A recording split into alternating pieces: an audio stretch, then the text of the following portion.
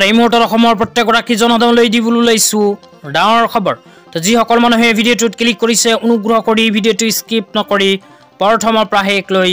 চাই থাকিব কিয়নো এইটো ভিডিঅ'ৰ মাজত মুখ্যমন্ত্ৰী নিযুত মইনা আঁচনিৰ তৃতীয় কিস্তি টকা প্ৰদানৰ পৰা আৰম্ভ কৰি পঞ্চায়ত নিৰ্বাচনলৈ কেইখনমান গুৰুত্বপূৰ্ণ খবৰ আপোনালোকক প্ৰদান কৰিম অনুগ্ৰহ কৰি ভিডিঅ'টো স্কিপ নকৰি প্ৰথমৰ পৰা শেষলৈ চাই থাকিব লগতে মোৰ চেনেলত নতুন হলে প্লিজ চেনেলটো সাবস্ক্ৰাইব কৰি মোৰ লগত থাকিব ভিডিঅ'টো ভাল লাগিলে অনুগ্ৰহ কৰি শেয়াৰ কৰি আপোনালোকৰ বন্ধুবৰ্গক চোৱাৰ কাৰণে সুযোগ প্ৰদান কৰিব আকৌ ৰিকুৱেষ্ট কৰিছো অনুগ্ৰহ কৰি ভিডিঅ'টো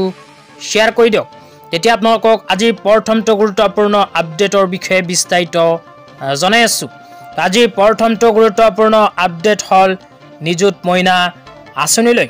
তো যিসকল ছোৱালীয়ে নিযুত মইনা আঁচনিত আবেদন কৰিছিল সেই সকল ছোৱালীৰ বেংক একাউণ্টত অসম চৰকাৰে ইতিমধ্যে সোমাই দিছে নিযুত মইনা আঁচনিৰ প্ৰথম কিস্তি আৰু দ্বিতীয় কিস্তিৰ ধন অসম চৰকাৰে নিযুত মইনা আঁচনিৰ প্ৰথম কিস্তিৰ ধন যোৱা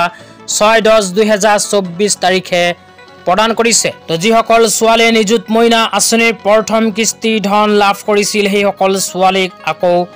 যোৱা 11 নৱেম্বৰ তাৰিখে অসম চৰকাৰে প্ৰদান কৰিছে নিযুত মইনা আঁচনিৰ দ্বিতীয় কিস্তিৰ ধন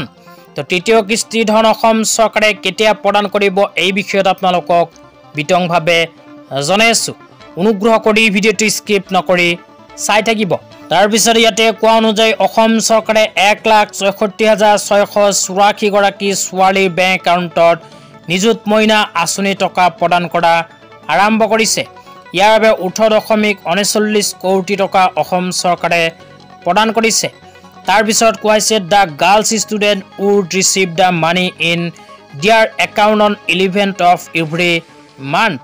তো যিসকল ছোৱালীয়ে নিযুত মইনা আঁচনিত আবেদন কৰিছিল সেই সকল ছোৱালীৰ বেংক একাউণ্টত অসম চৰকাৰে ঘোষণা কৰা অনুযায়ী প্ৰতি মাহৰ 11 তাৰিখে সোমাই দিব টকা তো যিসকল ছোৱালীয়ে যোৱা 11 নৱেম্বৰ তাৰিখে নিযুত মইনা আঁচনিৰ দ্বিতীয় কিস্তি লাভ কৰিছে সেই সকল ছোৱালীয়ে অহা 11 ডিচেম্বৰ তাৰিখে পাব নিযুত মইনা আঁচনিৰ তৃতীয় কিস্তিৰ ধন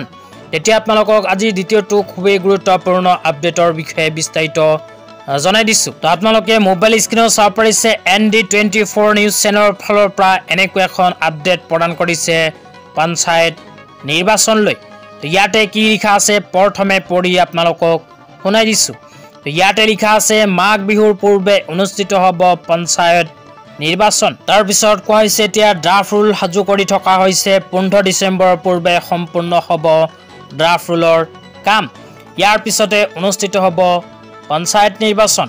তো ৰঞ্জিত কুমাৰ দাস ডাঙৰীয়ে সংবাদ মাধ্যমৰ আগত এনেকৈ এখন মন্তব্য প্ৰদান কৰিছে তো ইয়াতে কোৱা অনুযায়ী বৰ্তমানে ড্ৰাফট ৰুলৰ কাম সাজু কৰি থকা হৈছে আৰু অহা 15 ডিচেম্বৰ তাৰিখৰ পূৰ্বে সম্পূৰ্ণ হ'ব ড্ৰাফট ৰুলৰ কাম আৰু ড্ৰাফট ৰুলৰ কাম সম্পূৰ্ণ হোৱাৰ পিছতেই চৰকাৰে অনুষ্ঠিত কৰিব